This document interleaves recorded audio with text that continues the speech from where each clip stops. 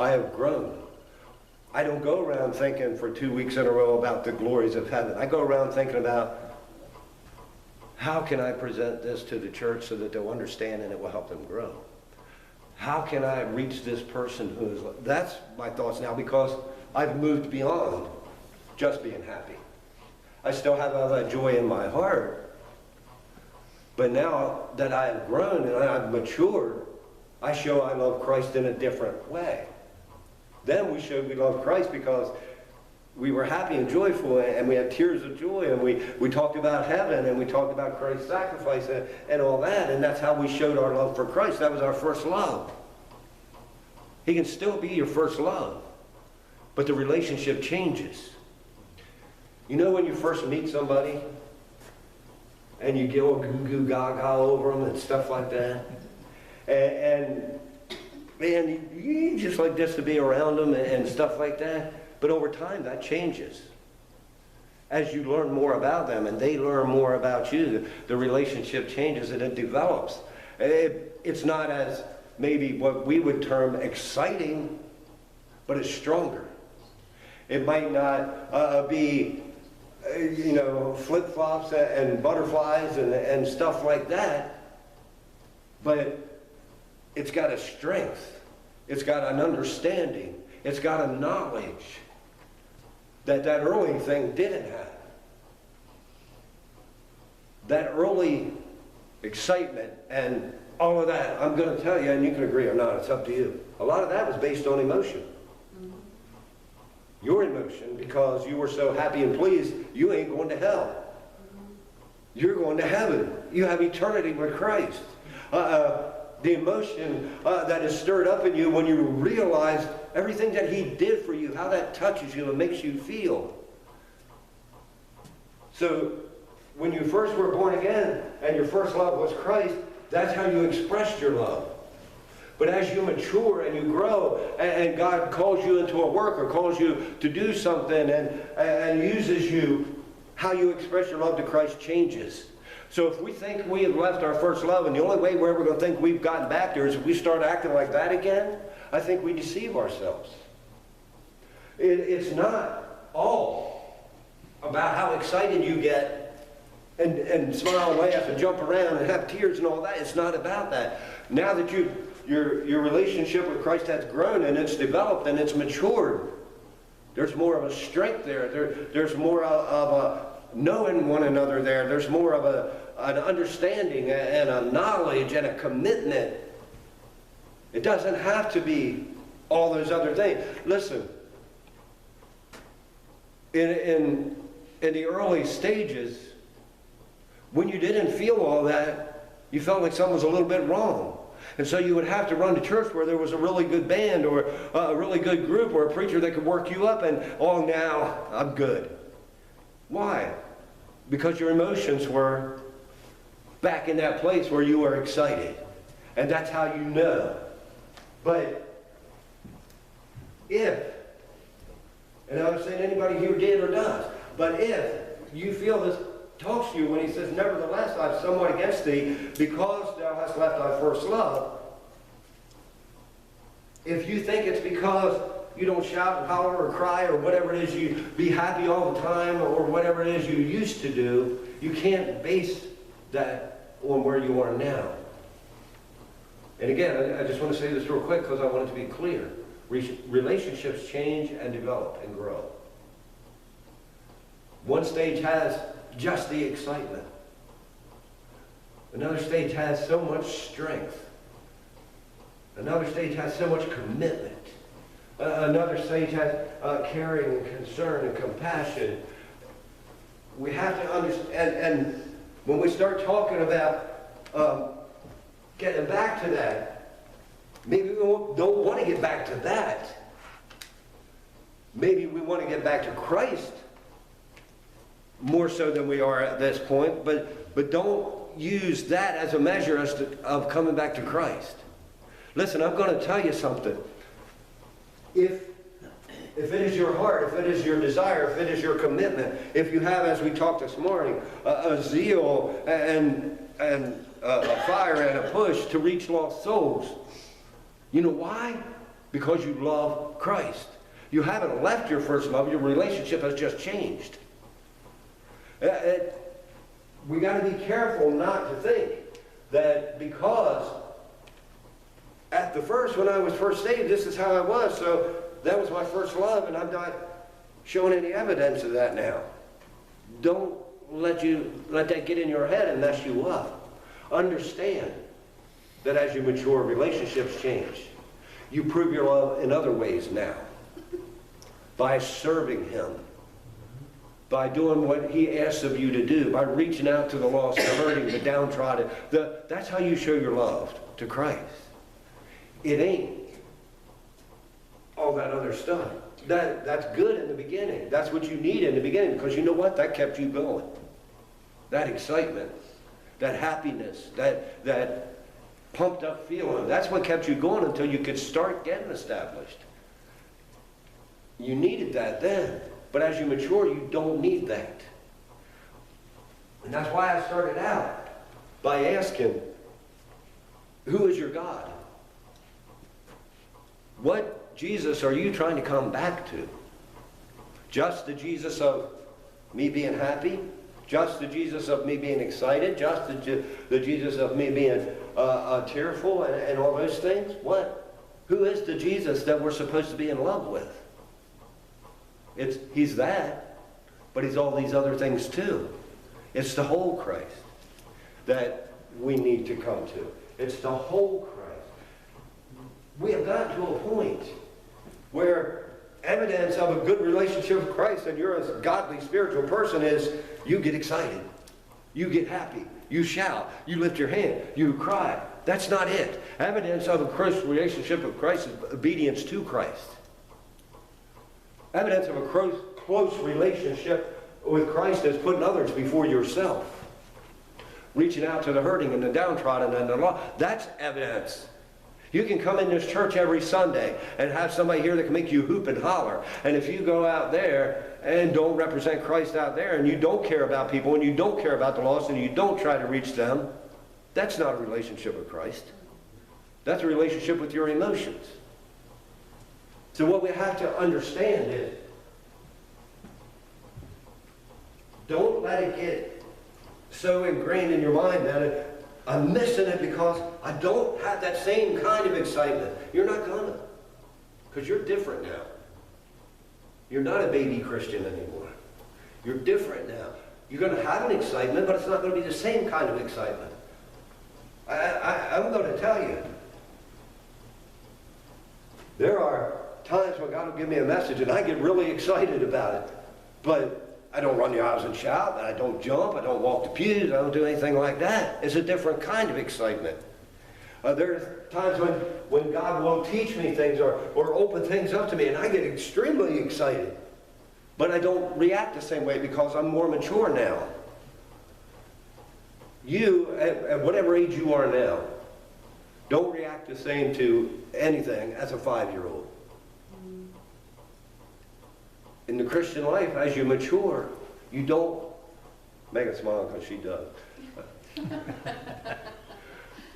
In the Christian life, as you mature, how you react to things changes, just like it does in the natural. And it blew my mind when God began to show me, you're looking for the wrong thing. If you want to go back to that, then you're going backwards. You're not growing, you're not maturing, you're not... If you want to go back to just all that excitement and the feel good and all that kind of stuff, then you're going the wrong direction. Listen, I know I've said this a lot of times. I love the excitement. I love the feel good. I love the shout. I love the cry. I love all that stuff. But you know what I love more? Doing what my God asked me to do. Being his servant. Being out there. You know what? Christ was in the ditches, in the gutters, in the highways, in the byways, down with the filth, down with the lowest of the low. That's what I want to be. That's what I want to do. That's my excitement now. To take Christ to people. It changes. So, if you don't have the hoot and the holler and the shout and the jump, but you have that heart for people. You have compassion. You have care. You have concern. You want to see the lost saved. You want to reach out to the needy. You want to lift up the downtrodden. Then you have a relationship with Christ. Because that's not human nature. That's not of the flesh. The flesh is all about number one. So if you have all that, then you have a relationship. So when we go looking to get back to the place that God would have us to be, it's not going to look the same. I know it's hard to get past everything that we've seen and been taught and done growing up that proved your relationship. And we can even take it back to worship. There's a lot of people that think unless you're doing this or unless you're crying, you're not worshiping. But that's not necessarily so. And just because you're not running, shouting, jumping, crying, whatever, doesn't mean you're not spiritual, doesn't mean you don't have a relationship with Christ. A lot of people have defined spiritual as exactly those things. Unless you're running, jumping, shouting, doing all that, you're not spiritual. I disagree. If you are running, jumping, shouting, doing all that, that don't mean you're spiritual, it means you're emotional. Because it is the emotions that cause those things. And I'm not saying it's wrong, because God can move your emotions. But the thing that I really want to get here is what God just exploded on my mind when I was thinking about this. If you really think you've lost your first love, if you really believe that, and you're looking for it, don't look at what you were back then, because that was an infant. That was a little kid, spiritually speaking. You are mature now, so the relationship will change. So what should the relationship be now? If you're a mature Christian, if God has given you wisdom and knowledge and understanding and brought you through trials and troubles and battles, and you've grown through those things, and you get it now, and you're a better soldier and you can stand up against more, what should the relationship be now? That's where you need to look. That's where we need to be.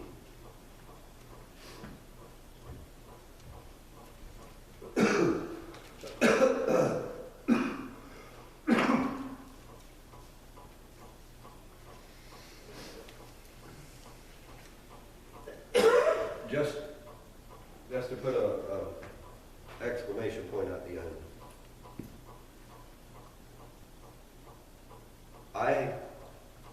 I'm not God. I can't see your heart. But I can see who you are. I see you a lot. I know a lot of you pretty well. I hear you. I understand a lot about you. I really honestly don't think there's anybody in here who doesn't love the Lord. I don't. I think maybe we put ourselves in places we have no business being. Like this. I worried about myself until today when God showed me this, because I wasn't acting like I acted then.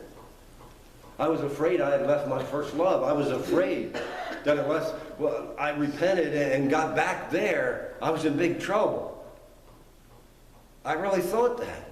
But then God began to show me relationships are changing. Relationships grow. Relationships are on different levels and on different planes, depending on how long you've been in the relationship.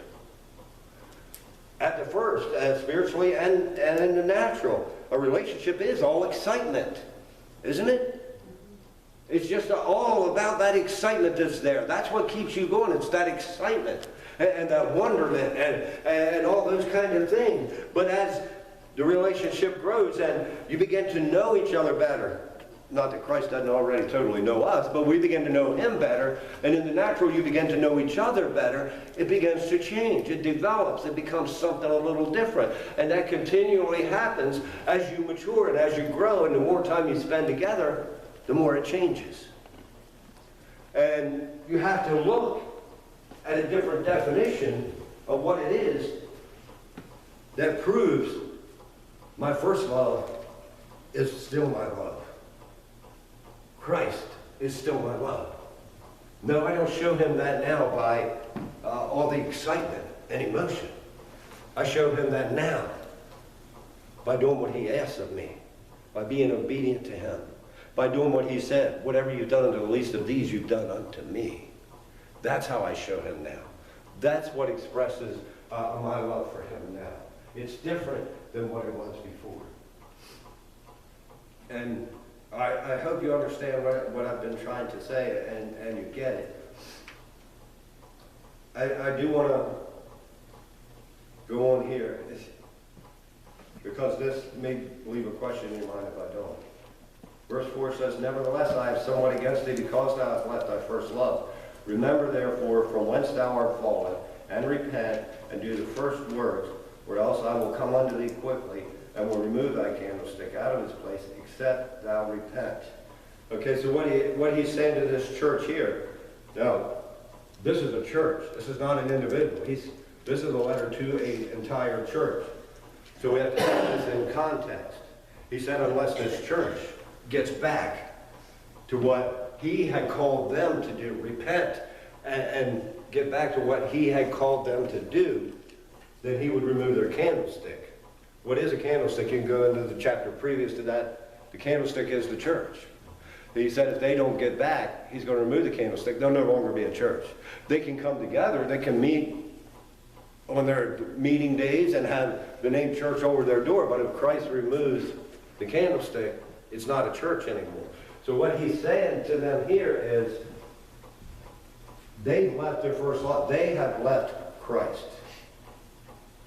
They have become church people. They're doing some good things. You can read it in the first couple verses there. They're doing some good things. Church people do good things. There's a lot of church people who support missionaries, send thousands and thousands and thousands of dollars. But there's a lot of church people who do good things who don't really love the Lord.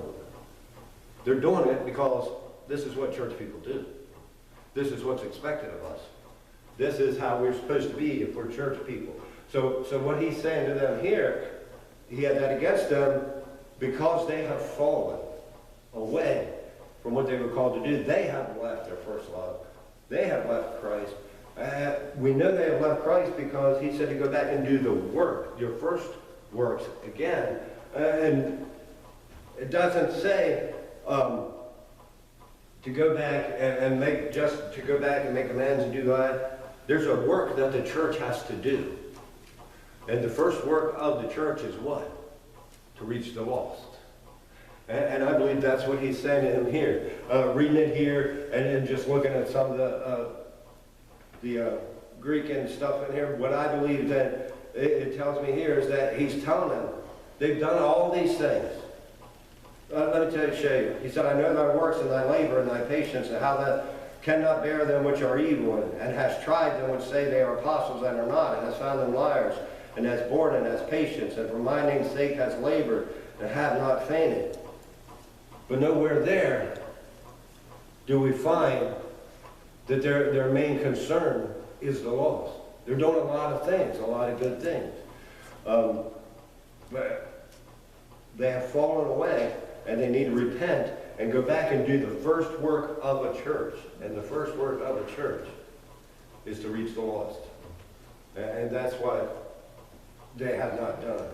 And I just wanted to touch on that quick because if I would have left it there, and then you would have read on and said, you've left your first love, so go back and do the first works, then that could leave that question in mind. I'm not supposed to go back and act like I acted at the beginning. But it's saying to do the first works, the job that Christ has given us to do, the occupation that he has put us in. Those are the things that he's saying to them here that they have to go back to do. And again, just real quick, the point I want to make is, if you need evidence of your love for Christ, you can look simply at your life. What do I do? What's important to me? What matters? Is my commitment to the lost? Is my commitment to those who are hurting, who are downtrodden, who need the Lord? Is that my passion? Do I have compassion for that?